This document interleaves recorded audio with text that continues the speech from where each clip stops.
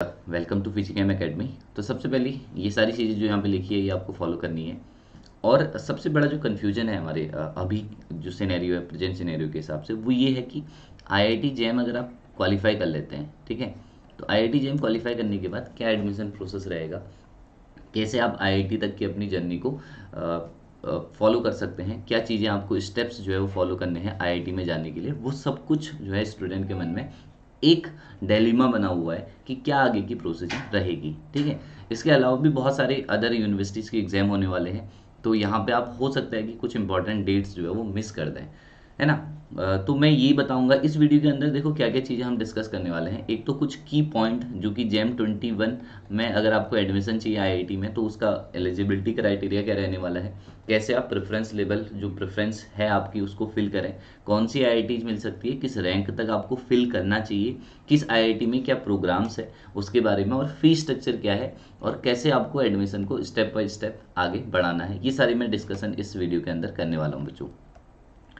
तो अगर आप जेम 21 क्वालिफाई कर लेते हैं तो आपको ध्यान रखना है कि आईआईएससी ने इस बार जो है आईआईटी जेम का पेपर जो कंडक्ट करा रखा है उसके थ्रू आप दो चीज़ों में एडमिशन ले सकते हैं। एक तो आप एमएससी जो प्लेन साइंस प्योर साइंस के प्रोग्राम होते हैं, चाहे फिजिक्स हो, चाहे केमिस्ट्री हो, चाहे मैथमेटिक्स हो, या उसके साथ बायोटेक्नोलॉजी हो, स्टैटिस्टिक हो, इसमें आप अपनी पोस्ट ग्रेजुएशन कर सकते हैं, मास्टर ऑफ साइंस कर सकते हैं, या जो बच्चे है ना क्यूरियस है पीएचडी करने के लिए तो वो एमएससी पीएचडी डुअल डिग्री जो है उसके लिए अप्लाई करें, क्योंकि इसमें बार बार आपको जो है चेंज नहीं करना पड़ेगा। बस इसके लिए डिफरेंट डिफरेंट एलिजिबिलिटी क्राइटेरियाज होते हैं कि आपको पीएचडी मिलेगी किस कंडीशन में, है ना।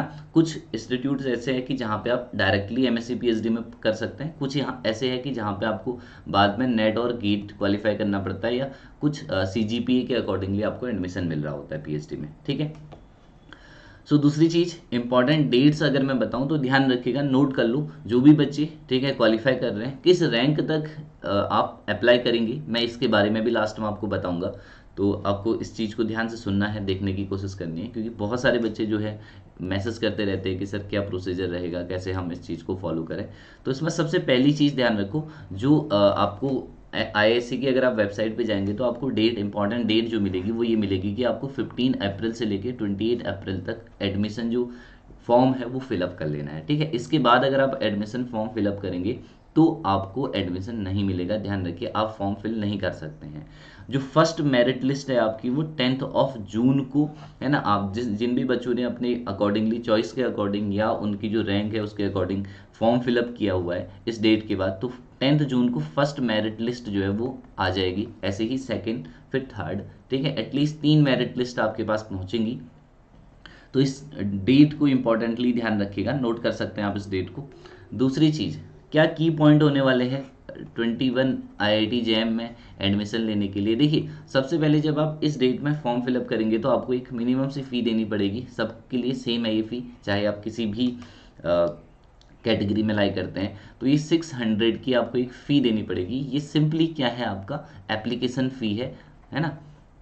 जब आपने ये सबमिट कर दिया है, अपनी प्रेफरेंसेस सबमिट कर दी है, जो भी आपके रैंक है उसके अकॉर्डिंगली आपको डिफरेंट डिफरेंट आईआईटी जो है वो मेल करेंगी, जो भी उस कैटेगरी में। जैसे आपको आईआईटी बॉम्बे चाहिए, ठीक है, आईआईटी दिल्ली चाहिए, आईआईएससी चाहिए, तो अगर आप उनकी क्राइटेरिया में फिट बैठ रहे हैं, ठीक है, जैसे आईआईएससी जो है टॉप 100 स्टूडेंट को मेल करेगा इंटरव्यू के लिए। ठीक है, याद रखिए केवल आईआईएससी ही इंटरव्यू कराता है जेम के बाद, बाकी जो अदर पार्टिसिपेटिंग इंस्टीट्यूट है ना, आईआईटीज एडमिशन के लिए इंटरव्यू कंडक्ट नहीं कराती है। ये भी एक बहुत बड़ा क्वेश्चन है बच्चों के मन में।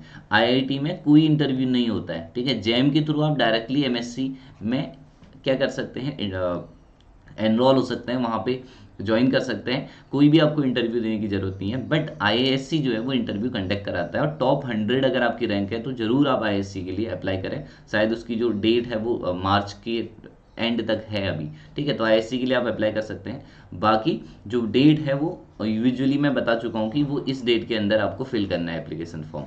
ठीक है, जब आप एडमिशन आपको मेल आ जाए, कंफर्म मेल आ जाए, एक्सेप्टेंस मेल आ जाए आईआईटी के थ्रू, ठीक है, जैसे ही, तो आपको क्या करना है, 10,000 रुपये जो है पे करनी है, ताकि आप अपनी सीट को सिक्योर कर लें। ठीक है, इसमें 3 चीज़ें होती है। देखिए, एक तो ये होता है कि जैसे ही आपको किसी, जैसे मान लीजिए आपको एक आईआईटी पसंद है, आईआईटी दिल्ली पसंद है, और आईआईटी दिल्ली से आपको मेल आ गया कि आप यहाँ पे एडमिशन ले सकते हैं, एक्सेप्टेंस मेल आ गया तो आपने क्या कर दिया, उसको फ्रीज कर दिया।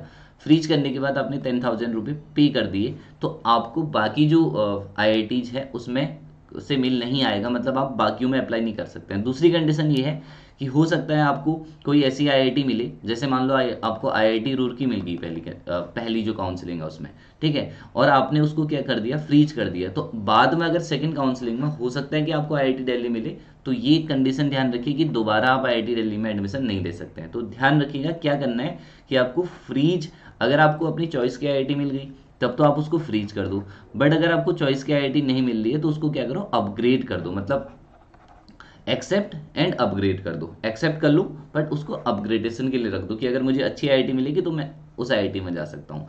या आप तीसरी कंडीशन में क्या कर सकते हैं, क्विट कर सकते हैं। तो बहुत कम बच्चे ऐसे होंगे जो क्विट करेंगे, है ना। तो ये ध्यान रखिएगा कि upgrade freeze, accept and freeze नहीं करना है आपको, एक्सेप्ट एंड अपग्रेड करना है अगर आप उससे अच्छी IIT चाह रहे हैं। ओके, तो इस चीज़ को ध्यान रखिए। प्रेफरेंस लिस्ट कैसे भरें, जब आप एप्लीकेशन फॉर्म भरें तो प्रेफरेंस लिस्ट आप पे डिपेंड करती है कि कैसे फिल करना है। हो सकता है किसी बच्चे को IIT बॉम्बे नहीं पसंद हो, है ना, या किसी बच्चे को घर के नज़दीक चाहिए, है ना, IIT रुड़की चाहिए, तो वो क्या करें, सबसे पहले अपनी चॉइस, जो भी आपकी IIT में प्रेफरेंस है, चॉइस जो है उसको पहले फिल करो, फिर पॉसिबिलिटीज़ देखो कि मुझे ये IIT भी मिल सकती है क्या।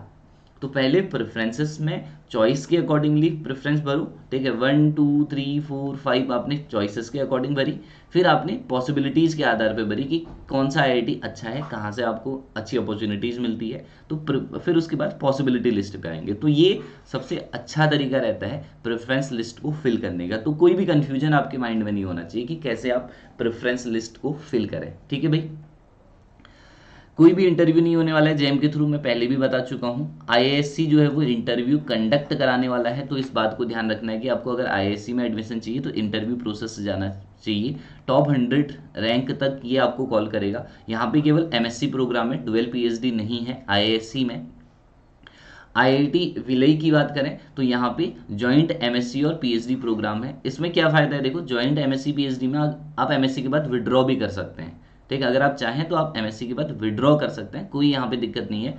बट अगर आप PhD में एडमिशन चाह रहे हैं तो आपको कम से कम आई थिंक 8.5 CGPA से ऊपर होना चाहिए लास्ट MSc सेमेस्टर में, या आपको नेट या गेट क्वालिफाई करना पड़ेगा अगर आप PhD में चाह रहे हैं। तो दो कंडीशन है यहाँ पे, अगर आप, है ना, तो जो बच्चे इंटीग्रेटेड PhD करना चाह रहे हैं यानी कि जॉइंट PhD प्रोग्राम ज्वाइन करना चाह रहे हैं वो भिलई को अपनी प्रेफरेंस में डाल सकते हैं।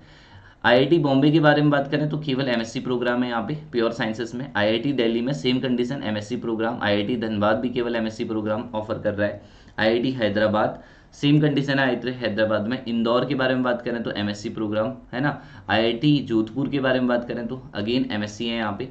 IIT कानपुर देखें तो MSc है, और यहाँ पे MSc और इंटीग्रेटेड PhD जो है हमारी MSc plus PhD dual degree भी ये आपको ऑफर करता है, ठीक है। तो जो बच्चे डुअल डिग्री लेना चाह रहे हैं तो इसके नॉर्म्स को बहुत अच्छे से पढ़ लीजिए, क्योंकि इसके बाद आपको गेट क्वालिफाई करना पड़ेगा, नेट क्वालिफाई करना पड़ेगा। ये चीज़ ध्यान रखिए अगर आप डुअल डिग्री में लेना चाह रहे हैं, ठीक है। आप यहाँ पे विड्रॉ भी कर सकते हैं MSc के बाद, बट वो उतना फ्रूटफुल रहेगा नहीं फिर। IIT खड़गपुर में MSc PhD प्रोग्राम है तो आप जा सकते हैं इसके लिए। IIT मद्रास MSc प्रोग्राम है केवल, है ना। पलक्कड़ देखें तो MSc है। रुड़की में केवल MSc है। BHU केवल MSc प्रोग्राम है यहाँ पे, ठीक है। जियोफिजिक्स भी है BHU में, तो आप उसके लिए भी प्रेफर कर सकते हैं। तो कुछ की पॉइंट मैंने बता दी कि एक तो आपको डेट ऑफ एप्लीकेशन याद रखनी है। डेट ऑफ एप्लीकेशन कब ध्यान रखनी है, अप्रैल के सेकेंड वीक से 15 to 28 अप्रैल का ही टाइम ड्यूरेशन ध्यान रखना है। फर्स्ट मेरिट लिस्ट जब आने वाली है जून में। तीसरी बात, आप जब फिलअप करें, ठीक है, आपको जब एक्सेप्टेंस का लेटर आए तो ध्यान रखिए फ्रीज भी कर सकते हैं आप। दो एक्सेप्ट, है ना, एंड फ्रीज का एक ऑप्शन मिलेगा, और दूसरा मिलेगा एक्सेप्ट एंड अपग्रेड का।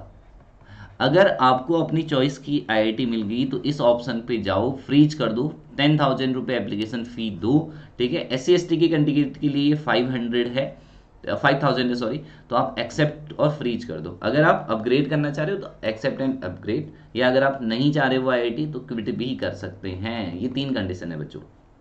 अब बात करते हैं कि किस रैंक तक के बच्चों को जो फॉर्म है वो फिल करना है। अगर आप जनरल के कैंडिडेट है, ठीक है, तो अगर आपकी रैंक बिलो 700 है, ठीक है, आपकी जो रैंक है 700 से नीचे है, तो आप ज़रूर से इस एप्लीकेशन फॉर्म को फिल कीजिए। आपको लास्ट में भी अगर आप देखें तो आपको आईआईटीज मिल सकती है। आईआईटीज के बारे में बात कर रहा हूँ मैं केवल। अगर आप ओबीसी के कैंडिडेट हैं तो ओबीसी के 1000 रैंक के बिलो अगर आपकी रैंक है ना, बिलो 1000 है, ठीक है, तो आप फिल कीजिए ओबीसी में।